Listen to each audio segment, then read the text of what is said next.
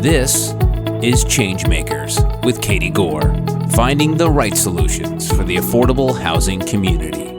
This week's Changemaker is George Guy, the CEO and Executive Director of the Fort Wayne Housing Authority, where they own and manage over 800 units of affordable housing, administer and manage over 3,000 vouchers, and help provide homes to over 3,500 families, which is around 9,000 family members. George has dedicated the past 25 years to developing solutions to improve the quality of life for families in underserved communities. George, welcome to the podcast. Hello, Katie. It's good to be here. It is great to have you here. I usually like to start these podcasts by just getting a glimpse of your on-ramp, so to speak, into the affordable housing world. Yeah. Well, again, thank you for having me. I always enjoy these conversations that you have with some of my colleagues and peers across the country. I grew up in public housing, first of all. I'm from Illinois, Rock Island, Illinois. In terms of my exposure to community work and in terms of equity and helping developing and helping families and developing communities, my mother was a tenant organizer when we were in public housing. And it was through that work that lifted us out of public housing. And she started to do that on a much larger scale in other communities, actually in the suburban community. So that took us out of public housing. But the work that she was doing and watching her do that throughout the years is what inspired me. And so obviously when I went to school and everything, that was my goal, was to be able to come back home and do that work. And so, came back and started to get to work. And I have to tell you, I was working with families in education, kids in education, that was coaching as well. But the work that we were doing, I was taught about collaboration. And so through that work, in terms of the power of community, when I started my professional journey, it was programs like FEDA that was out there, the public housing drug elimination program. And so through that work, it allowed different entities in the community to partner to do what? Curb what was going on at the time, which was drugs and gangs and stuff like that was going on. So we were doing that work, and it just came full circle.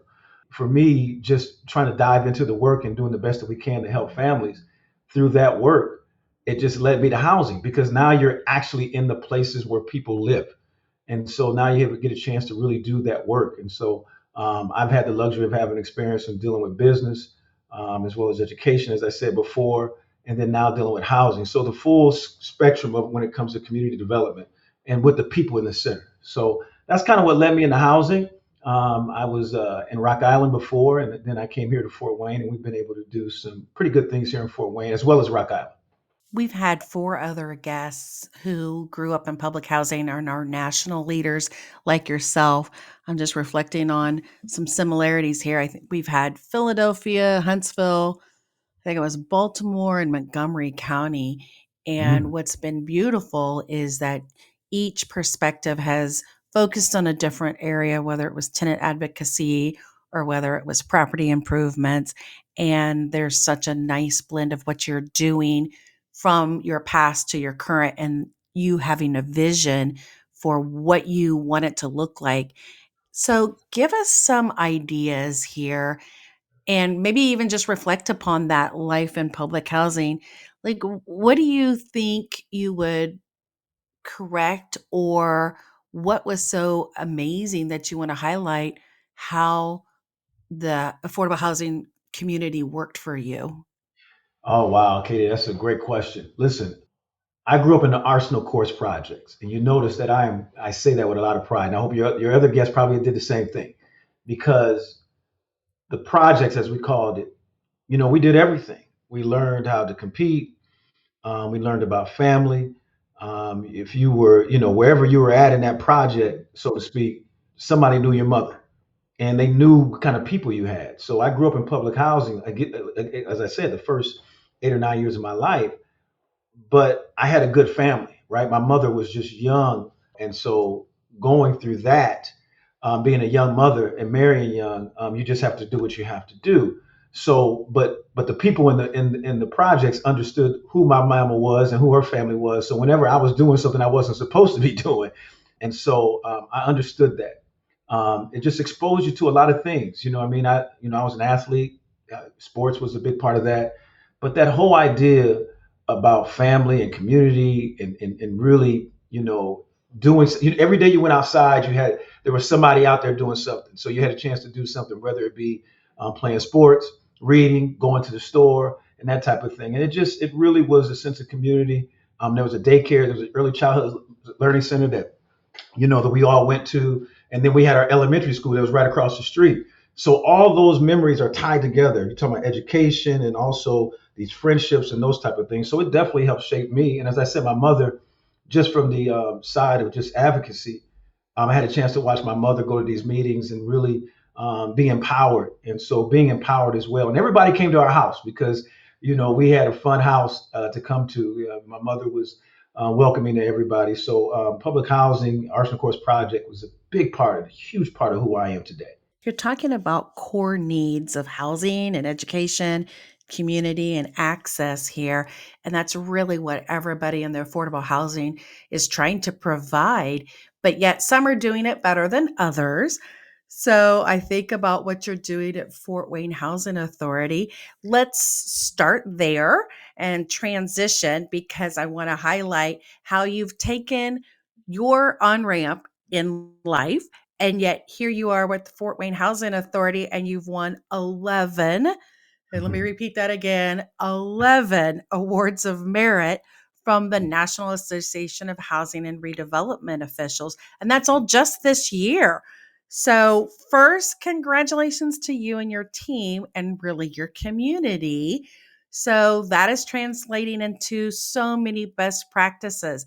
Let's talk about those and share those for our listeners. And please brag loudly when you share these with us.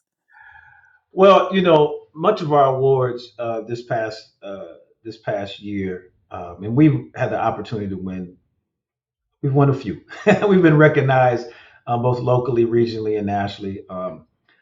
Even in Rock Island, we were as well. I've been fortunate to be a part of some great teams. But really, this past year, we really focused on obviously the inequities that were going on, and not just the inequities.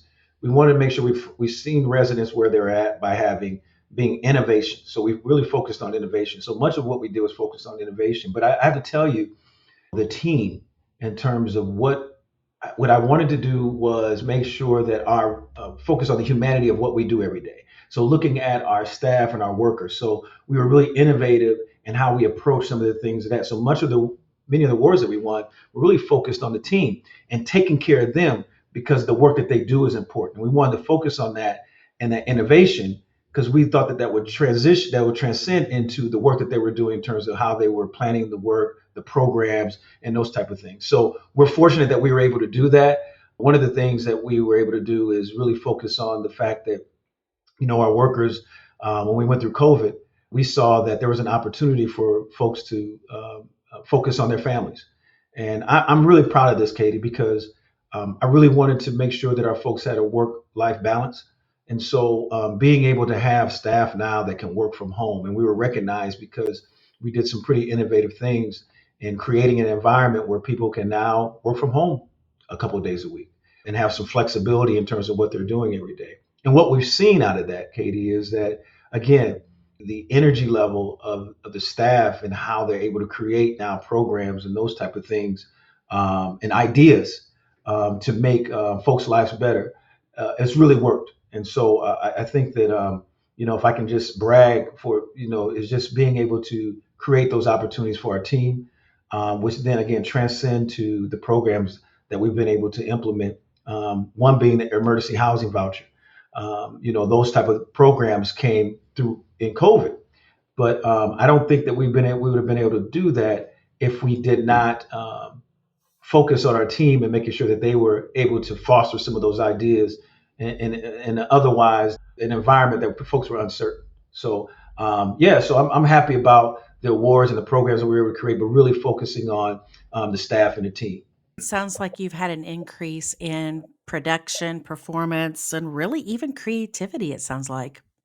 Absolutely, and we moving to work. We were moving to work agency during that time, and so that was one of the things that we were trying to do for many years prior to us being awarded that. So I think that was attributed to the fact that folks are really working hard and they felt better during a time in terms of what they were able to do and felt good about what they were doing. And that, Katie, if there's any secret to any sauce, as I said, we've won awards, is making sure that everyone they feel good about being housing professionals.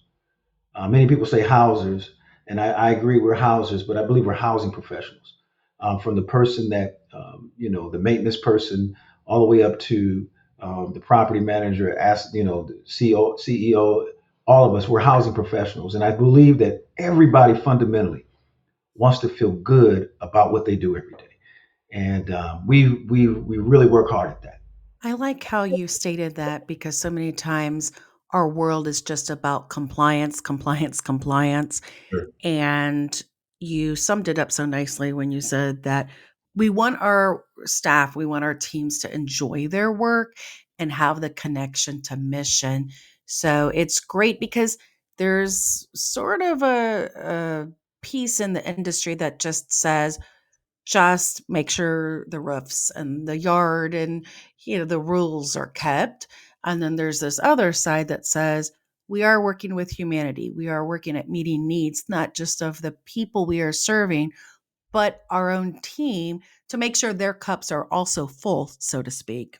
Yes, and again, and you said it, nicely there. It's just making sure that they're okay, and COVID made it okay for me as a leader, so to speak, be able to focus on that. I think I've always focused on that, but it taught me to be very intentional about that, and it made it okay for me to do. Quite frankly, I did it anyway, but I got better at it during this process, and so I've been, again, it's amazing. Again, as you said, the job is the job. Now we have to do that, but we have to do the best we can to make sure that you know, I think, I'm going to go back to something you said in terms of, what I was able to learn from public housing growing up there was this institution. And I talked about the great things that it did for me and the families that my friends and family that were around me. But there was this sense of institution when it comes to inspections and the way that you manage, and even sometimes the way that we were handled and treated. You didn't know Mhm. that until you were outside of that. And so what I wanted to do was change that. These are communities that people live in, not just public housing, but even the housing choice voucher program. How we handle people is going to be important. They are customers. We were customers. We were folks that lived in those communities. We paid rent. We did those things. So I believe that treatment is important. But the people that we came in contact with every day, we called the administrative building, which is where the office was located. Sometimes they handled folks in a way that I thought was not becoming respectful of the folks that lived there. Not all the time, anyway.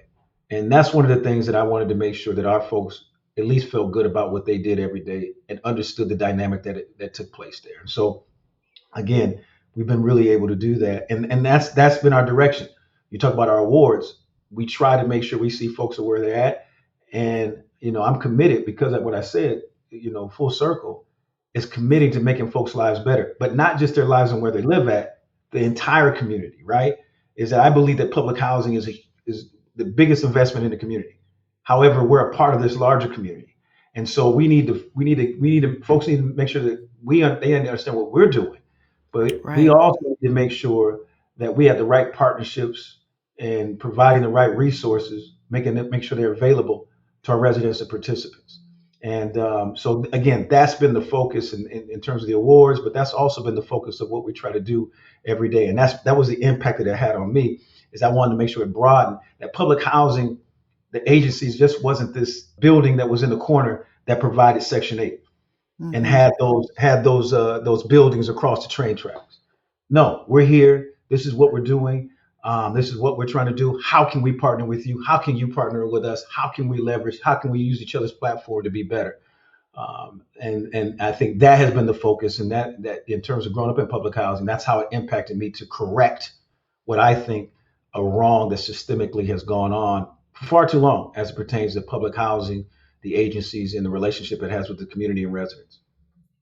Well, I commend you for making that part of your leadership platform And that's not always the case in everybody's leadership vision and how they implement. So that's definitely a highlight for you. Thank you.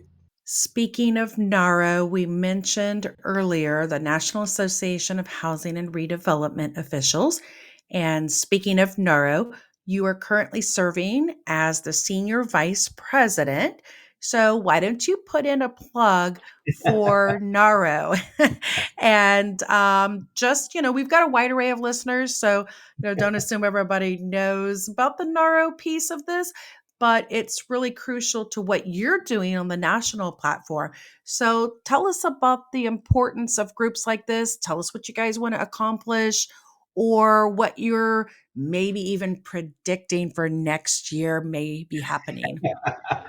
Well, listen, I think that first of all, thank you for that, and I want to shout out all the associations. I happen to belong to FADA, Public Housing Authorities Directors Association, as well as a CLOF or Council on Large Public Housing Agencies, and even the National Low Income Housing Coalition.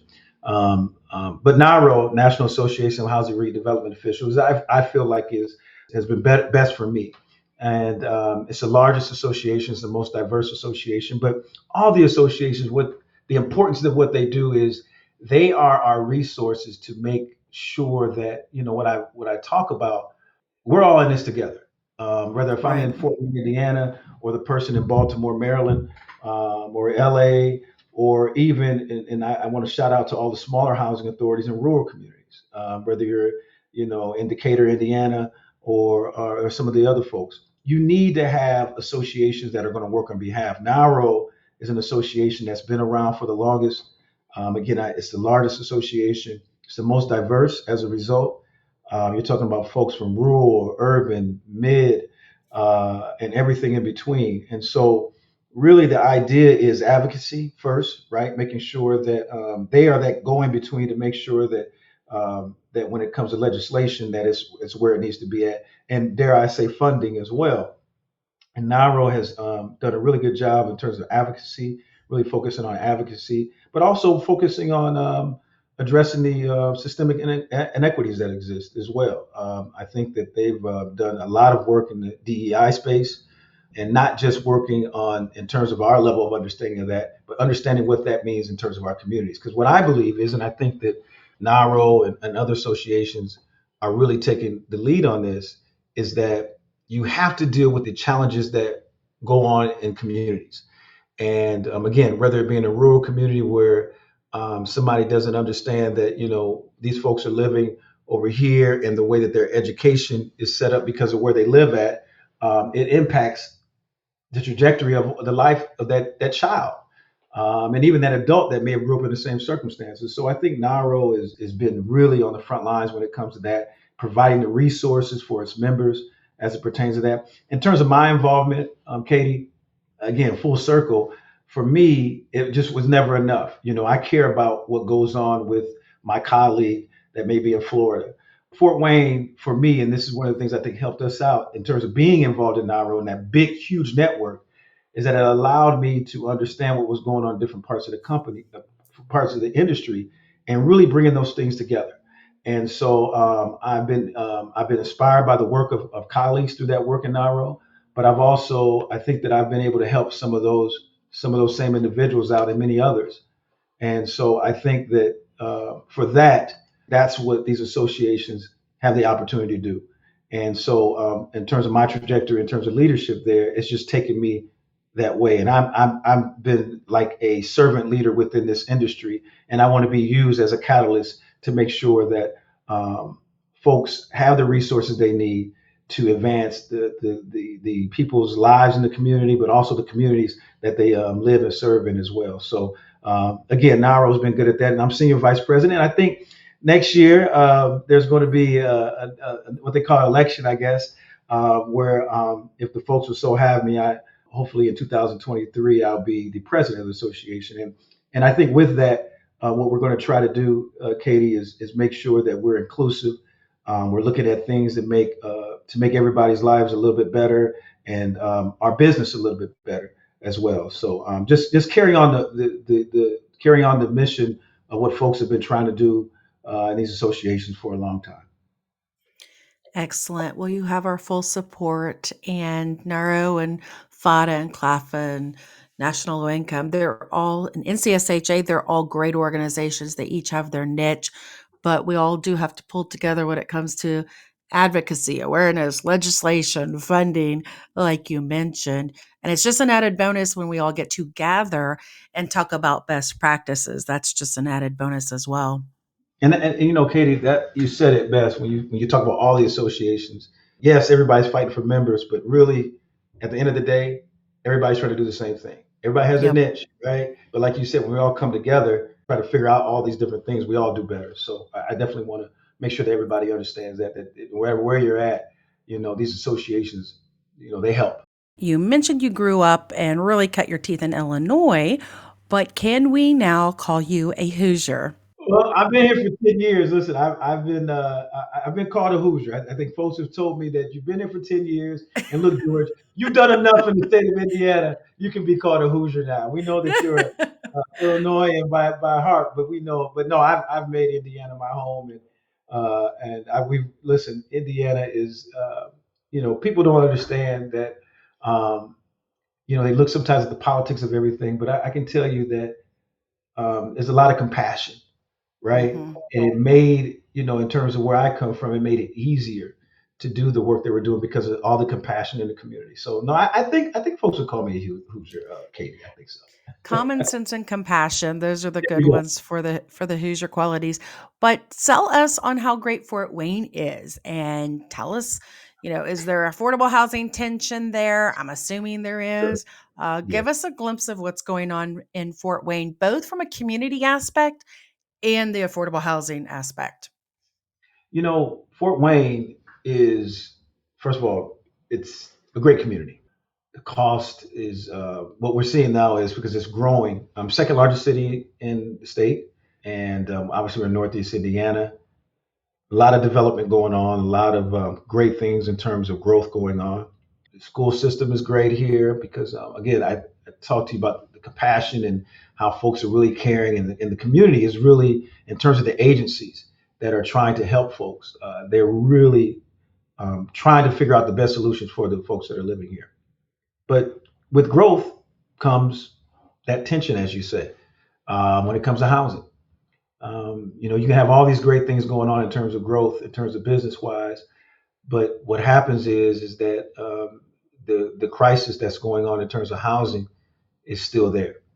I think that the state of Indiana and Fort Wayne is not unique to that. That and throughout Midwest, I should say, those systemic zoning challenges that we talk about in terms of some of the inequities that exist in communities, those things are pretty heavy in Indiana, and Fort Wayne was one of them. And not too much of what anybody that we've done, that us we haven't done anything with that, but in terms of we didn't create that problem, but I think those problems have existed as they do in other communities, and I think that you got folks on one side or quadrant of the city that hasn't seen quite the investment as the others. Whereas there's other parts of the community that are really growing huge. I mean, they're growing to levels that are great for the community. But then there's parts that are not they're not growing at that rate. So I think the challenge is making sure that there's affordable housing throughout the community, making sure that it's affordable. As I said, when you got growth, you want to make sure that folks are not incomed out or cost out, and that's what's happening right now. Just a lack of affordable housing available. And when I say affordable housing, we want folks to have the same. Whether I'm in one part of town, you should be able to go. I hear this term housing opportunities. I understand it, and we all say it, we all use it, but those opportunities should exist everywhere. And I think that's the biggest challenge, if I can just sum it up in Fort Wayne, is that we got to figure out a way to make sure that these folks with these areas that were had a lot of legacy, and there was a lot of investment in at one time with the people that were living there, that we continue to we start to reinvest and think about innovative ways to make sure that that's there, from housing to business and just overall community development. We need to make sure that takes place, because now you have one part that's not quite like the others, and that's one quadrant out of four, and that's not To me, that's not right. Unfortunately, that takes place in a lot of communities. So I think folks are trying to figure it out, trying to figure out how to be innovative and address those things. But affordable housing is an issue here. It is a challenge. The lack of access to it. We talk about the housing choice voucher program. A lot of folks are not accepting vouchers. When we look at these challenges, Katie, we say, okay, what can we do? So that's why we try to look at our landlords now as business partners.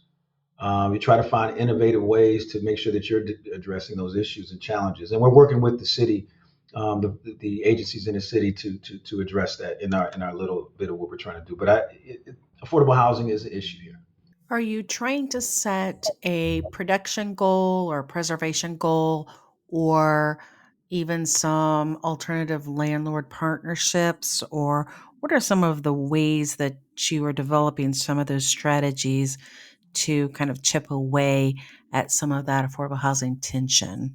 Yeah, so preservation and production. I don't think that there's one way to look at this. Preservation is that we're looking at neighborhoods. We're looking at even our stock, right? That the housing authority owns, and we want to try to reposition that in a way that it can become a vibrant part of the community. We've also worked with the city at in areas where the housing stock in those communities, and how can we take those parcels and do something with. And we're also taking a look at redevelopment as well. So we try to do all of that. And then on the landlord side, obviously, yes, we're trying to make sure that we're working with landlords. We want to make sure that we're incentivizing them in the right way. Historically, there's been this weird relationship with housing authorities and landlords, as you know. And they used to be, okay, you're a landlord, here's your check, this is what it is. No, we're partners, we're business partners. And what we're trying to do is exactly, what your question suggested is how we're trying to take care of this challenge together. We find that landlords are very responsive to that. So how we do that is we have regular lunch and learns to recruit and also to retain landlords, our business partners in terms of what we're doing. And when we do that, we make sure that we have folks from the community development side of the city and also other parts of our infrastructure here in the community to make sure that they understand that folks that are in that business in terms of property management or that's a form of redevelopment. And so we try to recognize that and making sure that we're doing what we need to do to fortify those partnerships. Again, the overall goal is to address this crisis that we have going on and not do it in one lens, but look at it in multi lenses, and that's also including that as building relationships. And we think that that's an essential part of community development. One of the things that I've been impressed with what you guys do is you partner so well with the city. You don't operate like an island to of yourself. You are going cross municipalities, districts, so to speak, and you're working with them on redevelopment or community programming or development. And you guys have done a nice job of handshaking across municipality lines.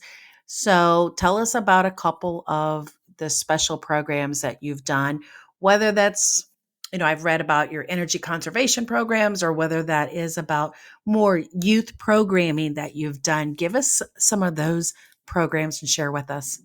Oh, Katie, you've done some homework, boy. I tell you. Well, listen, first of all, collaboration is what this is all about. That's who I am at my core. And I apologize for that ahead of time when I talk to people. I'm trying to figure out ways I can collaborate more all the time. That's what keeps me up in terms of the work that we're doing. You cannot get the work done alone, whether it be internally or externally. So I really focus a lot on that. And that has been, I think, the difference in terms of there's what's changed, so to speak, is that we've been very intentional about that. And that's given us some opportunities. One of the things that we do, Katie, is we've been able to partner with the city in their ESG program. We have a commitment to homeless folks that are homeless here in the community. So we've been able to partner with the city and facilitate the local ESG program. And I'm proud to say, because of the work that our staff the team has done, we piloted the program and we did it for many years, meaning the program that there exists now And then we were able to now utilize other agencies, because of the work that we were able to do with the city. That now they're operating the program as we started the program, and so we're happy about that. And that's what collaboration is about. And so we're working with some of the homeless people here. We're also working with the state of Indiana, IHCDA, and the ESG program as well. So you talk about collaboration across these sectors and municipalities. That's given us the opportunity to do that. When you talk about youth, yes, that is to my heart right there. I spent many years coaching. I'm still a volunteer coach, but I was a high school coach for many years. But I got into my professional career focused on youth, and so it is my opinion that I think everything has spoken to that. I belong to the house. I'm one of the founding members of the Housing Education Task Force of NARO, and what that really represents is that, listen, this thing in housing, there's all these intersections. Housing is education, and it's healthcare, it's workforce. So, but education, I believe, is the gateway out of poverty. One of Yeah. the things that I told you about is there was a school that was directly across the street from where I grew up at, and that was a huge part of my growing up. Those teachers were pivotal in terms of who I am right now. And I believe the same thing is true today. And so we've been committed, thanks to our board, we had a resolution that we want to make sure that every child that is in our housing, that is part of our developments, at third grade, that they have a third grade level reading. Because based on studies, that's where it starts. That's where it starts. And unfortunately, that's where it ends. So we've been committed to that. And at every corner, turn, crack, or whatever, Katie, we've been looking for opportunities to do that and leverage that. And so working with the city, but also working at national programs. So we're fortunate to get the Youth Build Grant, which focuses on 16 to 24 ages, individuals that are ages 16 to 24, who are out of school for whatever reason, and really working at building the trades, and some of the other folks in terms of industry areas, that we think that we can give them access to. Again, giving them access. And I think that that's, when we talk about youth, you got to give them access, and our families, period. So we really focused on collaboration when it comes to that, and working with our local community partners, and trying to figure out where you're talking about veterans. We have a permanent supportive housing. I think we were one of the first ones. We have aging out of foster care development we're a part of, and we also have a one that we're working on now, but one that's already been up for the last year and a half as well. So really looking at the cross sectors and how these things intersect, and making sure that we're initiating and engaging in those conversations so we can be a partner as it pertains to that. So that's really been the center of what we do every day. It makes for a busy CEO. Uh, and I think my staff will probably, they want to throw rocks at me some days because it makes. But I think that being committed to what we call servant leadership has allowed us to be successful in terms of those partnerships. I can definitely hear in your voice that giving back to young people and the people that you are serving is really a passion of yours. And something you said resonated with me about education being a conduit to help people improve their quality of life or really make that next step for their generation or advancement economically. I hear my grandmother's words telling me when I was young that there were only three paths to get out of poverty and stay out of poverty. And I think she was a little naive in her approach, but she lived in a different decade too. But she would tell me the three things were education, faith or religion, and your mom. And those were her guidelines. But, in all seriousness, I mean, you're talking about really community and education and family support, however you want to define that. And so I know a lot of housing authorities have started partnering more aggressively in high school retention programs, early Mhm. education programs, and put a lot more emphasis other than just the roof and where people live. So that program that you mentioned, how you guys started helping young people who were somewhere in that continuum. I mean, that is crucial to advancing people and really giving them economic stability, yes, but also potentially setting them up for their next life moment. So tell us maybe how that program came about. Was that straight from the youth build, or was that somebody else's, vision that got that started? Well, again, I'm guilty of being very ambitious when it comes to making sure we try to find resources that are going to help us do what we need to do. And sometimes it's going outside of what we do every day. And so I was very aggressive at getting a youth build grant from the Department of Labor. So after two shots, we were successful the third time. And I'm happy to say that we've been implementing now for the past several months.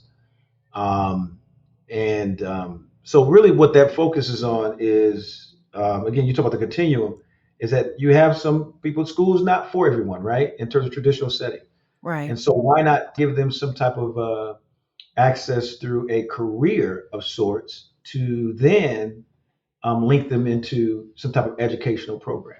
Education is a part of that, right? But it's not traditional way of looking at education. So it's taking those young people that are out of school that did not complete their diploma, and so we really work on, we have a construction manager, so to speak. They also can get their CNA.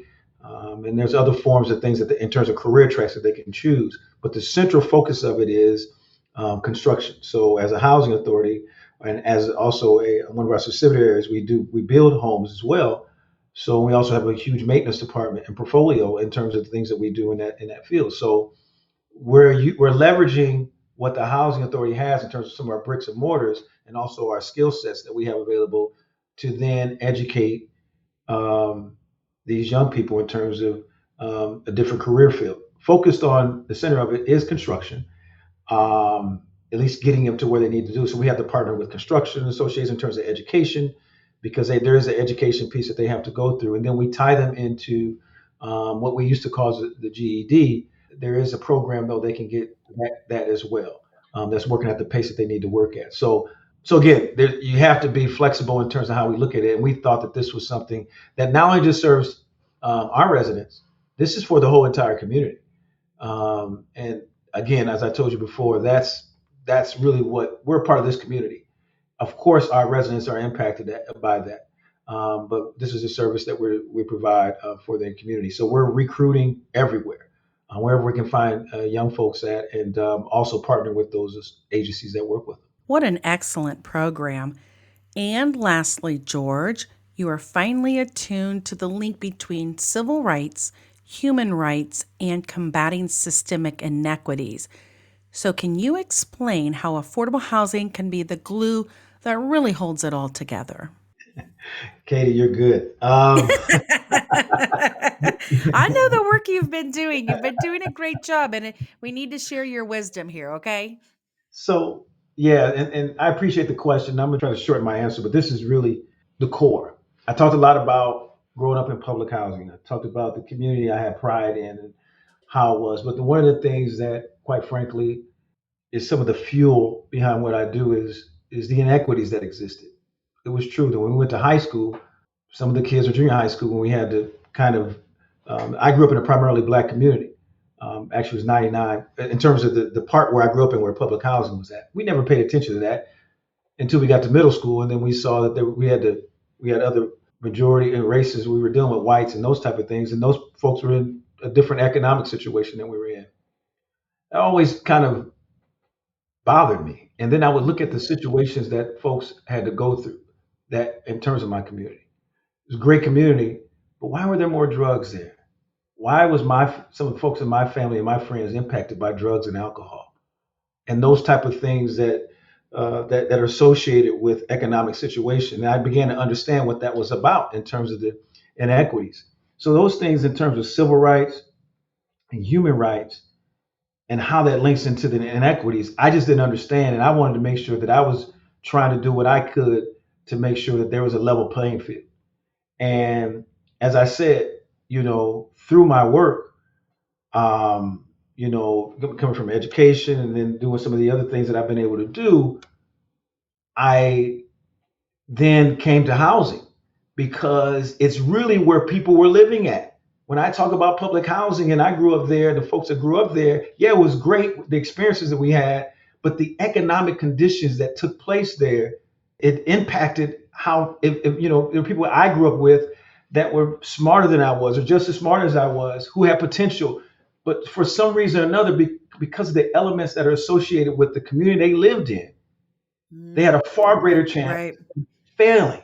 And that to me is a civil and human right that we should all have this. The playing field should be level. And if it wasn't intended to be, then we need to make sure that we are doing what we can do now that we know. Now, folks like me have been knowing that, and we've been pounding this and been passionate about. But now that we all know this, now that we know that, then we should do what we can to repair it, and not just repair it, right?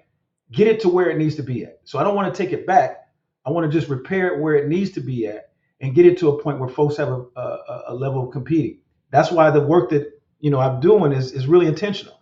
Is to making sure that people have the opportunity to compete.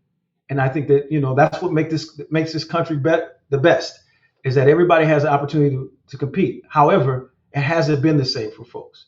And that's what's not fair in terms of systemic inequities. And so I'm doing what I can do every day to make sure that whatever I'm involved in, that we're not just talking about that, we're doing something about it. So it is linked absolutely, Katie, in terms of the passion, the mission, and the vision to the core of who I am. This is the work that I do every day is intended because of the civil human rights, and also to address and eradicate all the systemic inequities that exist every day on behalf of the folks that I grew up with that did not have that opportunity because of unfair drug laws and the amounts of drugs that were put on there, where they're being addicted and substance abuse. It's very much a part of who I am. I understood that, but I wanted to make sure that there was another generation, or that we save some of these generations in terms of some of these things, and also repair those that have been impacted by that, so that going in the future, they have an opportunity to be successful as well. Well, we are glad that you are bringing this discussion to not just your community, but the national platform, because I think through multiple conversations about recognizing either what happened, what is happening, what could happen, and then trying to say, what are the strategies to look at where we go from here? Everything from communities of choice to equal access to lease enforcement. I mean, there's so many different avenues this conversation could take, isn't there? Absolutely. I think it's our jobs as those that are aware of it through our education and also through our experience, is that we have an opportunity to be the leader, so to speak, in this conversation, but also in, like I said, making sure that we're planning and actually doing the work, but also facilitating the conversations that are necessary as well. Well, it's a new year in 2023, so I'm sure that this conversation can have a great panel and a great leadership at NARO this next time around. Every day that we're working on it as well, not just a couple of events a year, right? Absolutely, absolutely. George, thank you for your time. It's been a pleasure to have you here and just talk about you, get everybody to get to know you better, and really highlight what's happening at the Fort Wayne Housing Authority and the National NARO Association as well. Thank you, Katie, and thank you for your leadership and allowing a platform for my colleagues and peers throughout the country to talk about what they're doing and to helping better people's lives. Thanks for listening to Changemakers with Katie Gore. To find out more about Katie, go to quadel.com. That's QUADEL.com. This has been a production of Forbes Books Radio.